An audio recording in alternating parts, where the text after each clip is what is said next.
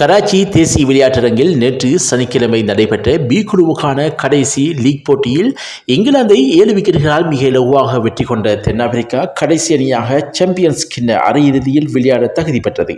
India, New Zealand ஆகிய ஏ குழுவிலிருந்தும் Australia B குழுவிலிருந்தும் ஏற்கனவே அரையிறுதிகளில் விளையாட தகுதி பெற்றிருந்தன. இங்கிலாந்தினால் நிர்ணயிக்கப்பட்ட சுமாரான 180 ஓட்டங்கள் என்ற வெற்றி இலக்கை நோக்கி பதிலுக்கு துடுப்படுத்தாடிய தென்னாப்பிரிக்கா 29.1 ஓவர்களில் 3 விக்கெட்டுகளை இழந்து 181 ஓட்டங்களை பெற்று அமோக வெற்றியீட்டியது. லியான் முல்டர், மார்க்கோ ஜென்சன் ஆகியோரின் துல்லியமான பந்துவீச்சுகளும் ரெசிவெண்டர்டுசன், ஹென்ரிச் கிளாசன் ஆகிய இருவர் குவித்த அரைச்சதங்களும் தென்னாப்பிரிக்காவை இலகுவாக வெற்றி பெறச் செய்தன. தனது இன்னிங்ஸின் 3வது ஓவரில் தென்னாப்பிரிக்காவுக்கு அதிர்ச்சி காத்திருந்தது.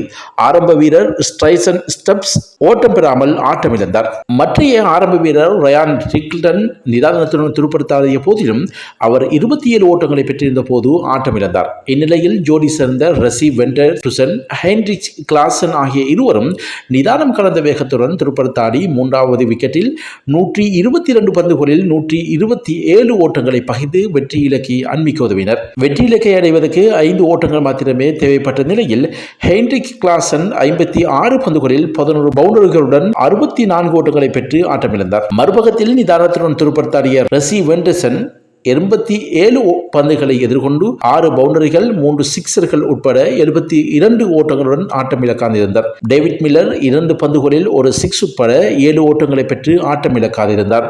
பந்துவீச்சில் ஜோரா ஆர்ச்சர் 55 ஓட்டங்களுக்கு 2 விக்கெட்டுகளை கைப்பற்றினார். முன்னதாக இப்போட்டியில் முதலில் துடுப்படுத்தாட தீர்மானித்த இங்கிலாந்து 38.2 ஓவர்களில் சகல விக்கெட்டுகளையும் இழந்து 179 ஓட்டங்களை மாத்திரம் பெற்றது. பென் டெகட் 24 ஓட்டங்களும், ஜோ ரூட் 37 ஓட்டங்களையும், அணித்தலைவர் ஜோஸ் பட்லர் 21 ஓட்டங்களும் ஆகிய மூவரின் ஆரம்பம் சிறப்பமாக இருந்த போதிலும் அவர்களால் கணிசமான எண்ணிக்கைகளை பெற முடியாமல் போனது. பின்வரிசையில் ஜோரா ஆர்ச்சர் 25 ஓட்டங்களை பெற்றார். ஜோ ரூட், ஹாரி புரூக் ஆகிய இருவரும் பகிர்ந்த 62 ஓட்டங்களே இங்கிலாந்து இன்னிங்ஸில் சிறந்த இணைப்பாட்டமாக இருந்தது.